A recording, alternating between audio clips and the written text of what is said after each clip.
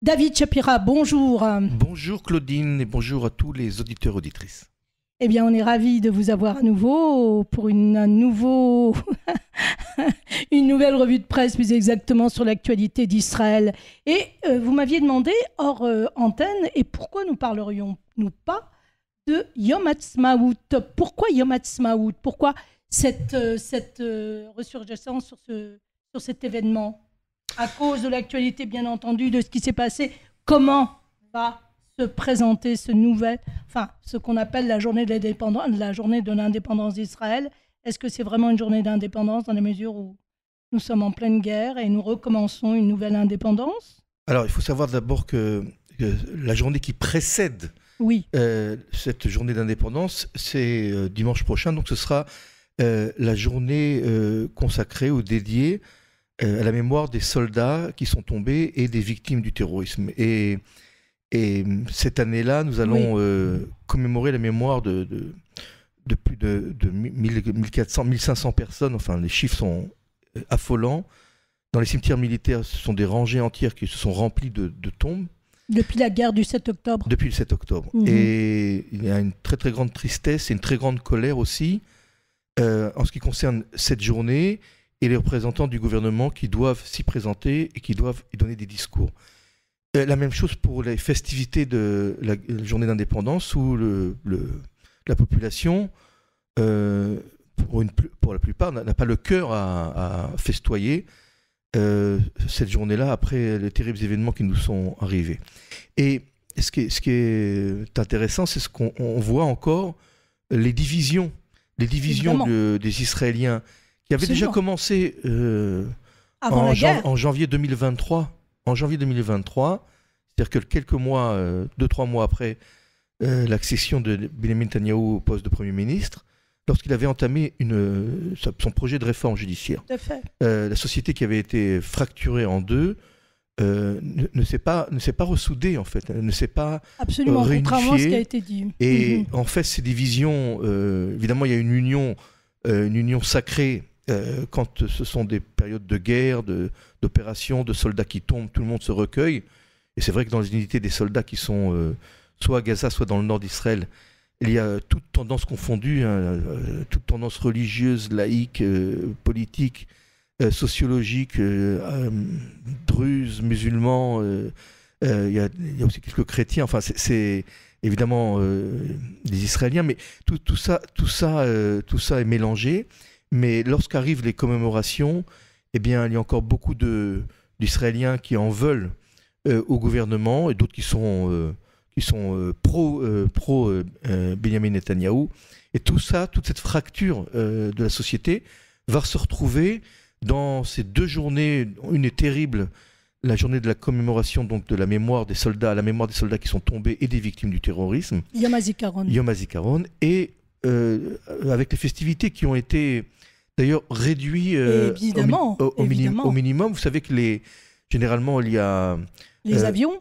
Alors oui, mais il y a aussi surtout cette grande cérémonie la veille, c'est-à-dire quand la journée commence, c'est-à-dire la veille, comme le Shabbat commence le vendredi soir, avec en général en direct, des danses, des chants, des représentations, des discours. Là, cette fois-ci, il y aura 132 chaises vides pour les 132, un nombre peu important d'invités qui ont été conviés. C'est enregistré à l'avance pour éviter qu'il y ait justement des perturbations de la part de ceux qui sont en colère contre la situation, et beaucoup d'Israéliens sont très en colère. C'est enregistré à l'avance. C'est une première, et il n'y aura pas de danse. Il y aura juste des défilés militaires, il n'y aura pas de chant ni de danse. C'est-à-dire que là... on est dans un esprit de deuil. Hein. On a un esprit de, je dirais, service minimum en ce qui concerne les festivités. Et évidemment, la journée aussi du souvenir de Yom HaZikaron risque aussi d'être perturbée. Justement par les familles. Par des familles qui ont déjà fait pression sur pas mal de ministres qui devaient se rendre dans les cimetières militaires et leur ont demandé de ne pas arriver sous menace qu'ils seraient très très mal reçus. Voilà, ça c'est la situation. C'est l'ambiance israélienne. Effectivement, Yom HaZikaron a toujours été une journée très pénible émotionnellement, évidemment. Et Yom Ha'atzmaut a toujours démarqué par son côté festif. Cette fois-ci, je pense que nous aurons 2 jours pénibles à passer, sachant que cette guerre s'éternise et qu'on n'en voit pas la fin. Alors, ce qui est important aussi de préciser, c'est que cette fois-ci, et pour cause, lors des entre guillemets festivités, ce sont normalement les héros du 7 octobre qui vont être sous les feux des projecteurs. Beaucoup. Pas forcément des juifs. D'ailleurs, il y a une femme druze, je ne sais pas si vous êtes au courant. Oui, il y a aussi des bédouins. Enfin, c'est vraiment. Mais pardon. Ça aussi, c'est bien mélangé. Oui, mais cette femme druze a dû renoncer au port du flambeau parce qu'elle avait reçu beaucoup de menaces de sa communauté en disant vous ne pouvez absolument pas promouvoir le sionisme, etc. Et donc elle a renoncé, elle le regrette, mais elle a aidé et elle a sauvé sa communauté le jour du 7 octobre en dialoguant en arabe avec les terroristes. Je vous laisse la parole, mon cher David. Oui, alors la communauté druze dans son ensemble, à 99% et même peut-être plus, est complètement fidèle, ce sont israéliens. Vous savez, j'étais il y a un mois dans un village druze, à Oussafia. D'accord. Et j'ai fait une gaffe monumentale à laquelle j'ai demandé à un vendeur, un marchand de tapis là-bas sur place. J'ai dit, est-ce qu'il y a beaucoup d'Israéliens qui viennent le week-end? Et il m'a répondu, mais nous sommes Israéliens. Extraordinaire. Voilà, donc il m'a fait la juste remarque entre lui et moi, il n'y a aucune différence, nous sommes Israéliens. C'est magnifique. Voilà. Ça, c'est sur la communauté druze. Maintenant, en ce qui concerne peut-être la guerre, parce qu'il faut en parler. Oui, il faut en parler malheureusement. Nous assistons, mis à part une opération assez limitée à Rafah, qui est plus symbolique qu'autre chose, puisque en fait le symbole c'est le point de passage qui maintenant a été pris du main du Hamas et qui est aux mains des Israéliens. Pour combien de temps, je ne sais pas. Voilà. Oui, c'est Rafah, mais du côté palestinien. Eh bien, ce serait bien justement que vous précisiez aux auditeurs. Keren Shalom, c'est dans les territoires israéliens, c'est dans les frontières israéliennes. Il y avait un point de passage de Rafah à Rafah égyptien. Voilà, là où ont été apportés les otages d'ailleurs, ont été transférés du côté de Rafah, du côté égyptien après. Alors c'est un point de passage qui servait tout d'abord aux dignitaires du Hamas pour partir. Vous savez que, pour s'enfuir. En contrepartie, c'est un départ tout à fait organisé. C'est pas de fuite. Non, parce que Rafah, jusqu'à maintenant, il n'y avait pas d'Israéliens ni de soldats. Exact. Donc si vous aviez $5 000 en poche, vous pouvez partir et passer en Égypte et après partir ailleurs. Donc c'est tout à fait officiel ça. Donc on sait que des dignitaires du Hamas ont organisé des départs. C'est pas une fuite en cachette. Il y a quand même 2 informations extraordinaires que vous dites à voix basse. Oui, où sont certainement les... Non, même pas certainement. Vous dites où sont les otages. Alors, expliquez-nous, développez. Alors d'abord, on ne sait pas où sont les otages. Et celui qui vous dira où sont les otages, c'est un fiefé menteur. Oui. Non, c'est pas quelqu'un de fort, c'est un menteur. Parce que si nous savions où ils étaient, on irait les chercher. D'accord. C'est une simple évidence. On organiserait des raids, des raids de commando bien ciblés. On en a fait. Vous vous rappelez cette soldate qui a été libérée et ces 2 Megiddish et ces deux aussi personnes âgées qui ont été libérées dans un raid de commando assez spectaculaire d'ailleurs, à Rafah il me semble. Et donc on ne sait pas où sont les otages, ça c'est sûr, on ne sait pas où est Yahya Sinwar. Exact. Mais ce que je voulais faire remarquer, ce qui est le plus important, c'est que malgré donc cette prise symbolique du point de passage de Rafah et ces 3 kilomètres que nous avons avancé vers Rafah, nous sommes en état de stagnation depuis plusieurs mois, depuis 4-5 mois. Exact. Un état de stagnation qui nous coûte d'ailleurs très cher. Alors d'abord cher en vie humaine parce que quand on voit les derniers soldats qui sont tombés, et même aujourd'hui, 3 soldats sont tombés d'attaques de drones dans le nord sans avoir combattu en fin de compte. J'étais juste assis ou debout sur leur position. 4 soldats dans le sud ont été tués parce qu'ils gardaient des tanks qui doivent rentrer à Rafah. Et donc, on a là 7 soldats qui sont tombés sans avoir combattu. Ils étaient juste assis, ils étaient juste dans leur tente ou assis sur donc c'est une guerre qui coûte cher en piétine, voilà. C'est une guerre d'usure. Alors que, Claudine, la conquête de 3 km de Rafah, la conquête de 3 a coûté la vie à 20 ou 30 terroristes et aucun soldat de Tsahal n'a été blessé. Alors, comment expliquez-vous cette paradoxe? Que la stagnation est très mauvaise, c'est tout. Et absolument. Voilà, quand on fait la guerre, on se protège, on fait attention. Oui. Quand on ne prend pas de décision et qu'on attend je ne sais pas qui ni quoi, c'est là où ça peut nous coûter beaucoup de soldats. Rappelez-vous, en 2014, il y avait eu 11 soldats, Kfar Giladi, qui aussi avaient été tués par une roquette, parce qu'ils étaient tous stationnés sur un terre-plein. Et ils attendaient. On attendait. Donc l'attente est très mauvaise. L'attente est mauvaise en guerre. En plus de ça, Israël n'est pas construite ou n'est pas adaptée à des guerres longues. Oui, absolument. Regardez la guerre de Kippour, qui était une guerre terrible, a duré 18 jours. La guerre des 6 jours a duré 6 jours. La campagne du Sinaï était très rapide aussi.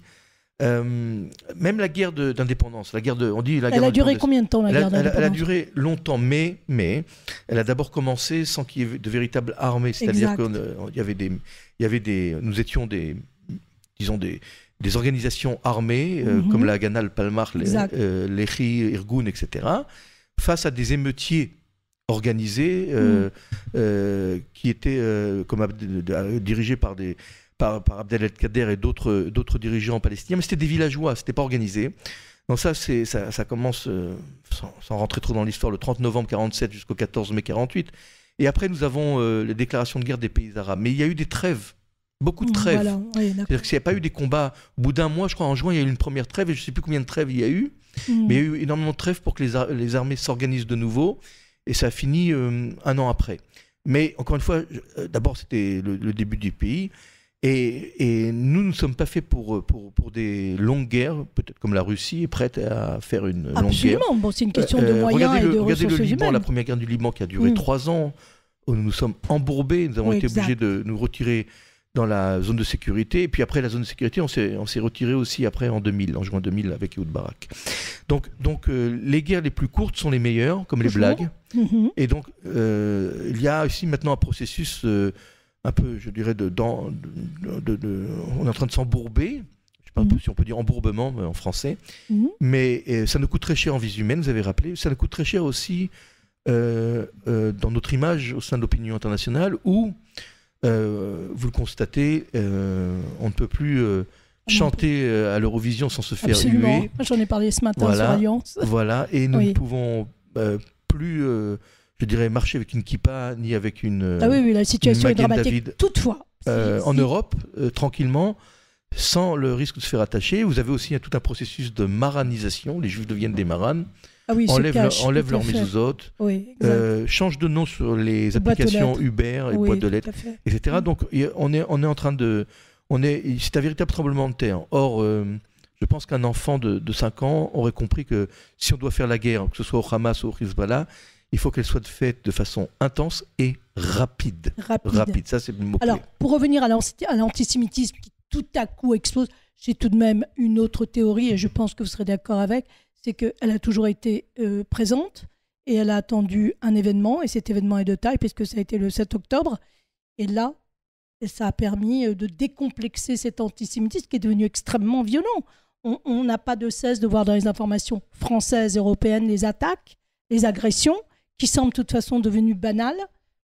Que va-t-il se passer alors pour ces Juifs d'Europe? Alors vous avez raison de souligner que, en fait, depuis le 29 septembre 2000, nous sommes dans une vague d'antisémitisme sans précédent, des chiffres qui sont par centaines, qui se calculent par centaines chaque année d'incidents antisémites, d'attaques antisémites, alors que dans les années 90, ce n'était pas le cas. Là, nous sommes à 300 ou 400% d'augmentation pour cette année. Alors, justement, les chiffres étaient depuis, donc je parle depuis le septembre 2000, depuis l'année 2000, depuis la seconde intifada. C'est ça. Les chiffres varient entre 400 et 800 incidents, grosso modo, ça pouvait monter jusqu'à 900.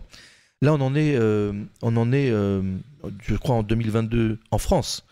On a comptabilisé, il me semble, 432 incidents antisémites. On en est à 1600 cette année, dont la plupart, évidemment, est après le 7 octobre.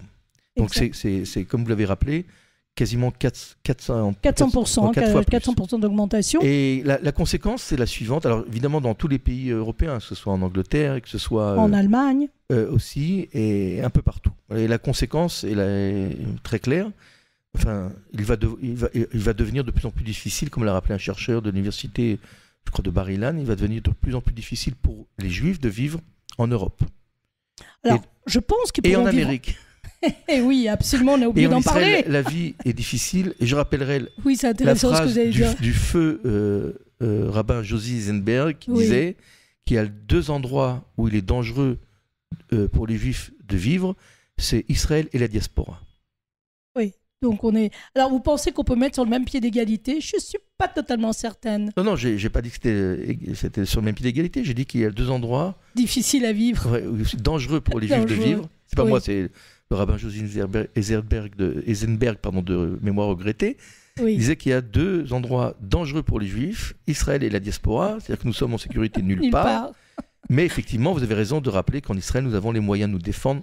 C'est la même. Euh, Nous avant- connaissons notre ennemi Avant que et les nous Américains combattons. nous bloquent des armes, mais pour l'instant, Justement, on peut en parler brièvement. très brièvement, je crois que c'est très symbolique. Oui, les menaces de Biden. Biden a effectivement bloqué Les armes offensives. l'arrivage de bombes qui sont des bombes qui pèsent 1 tonne, donc qui font énormément de dégâts sur des bâtiments.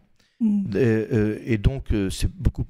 D'abord, c'est symbolique. Deuxièmement, nous avons encore quelques réserves dont nous pouvons tenir. Oui. Mais troisièmement, il y a une contestation très forte aussi des mouvements, organisations juives en Amérique, qui ne comprend pas pourquoi un pays qui est attaqué par le Hezbollah, par le Hamas et par l'Iran Par l'Iran. doit être privé d'armes pour se défendre. Oui. Quand le monde entier dit Israël a le droit de se défendre, mais en fait on ne lui permet pas, quoi. Ouais.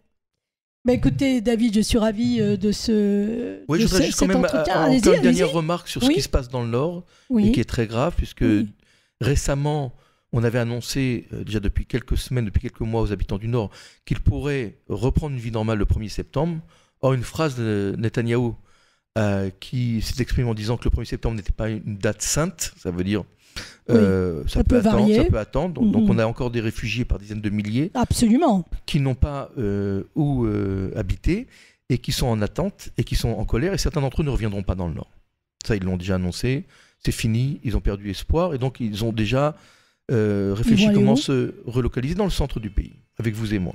Ah, bah, on est ravis. Mais ce qui se passe dans le Nord est très très très grave, dans le sens où les chefs de conseils régionaux Oui. et locaux s'organisent maintenant pour, je dirais, pour boycotter le gouvernement.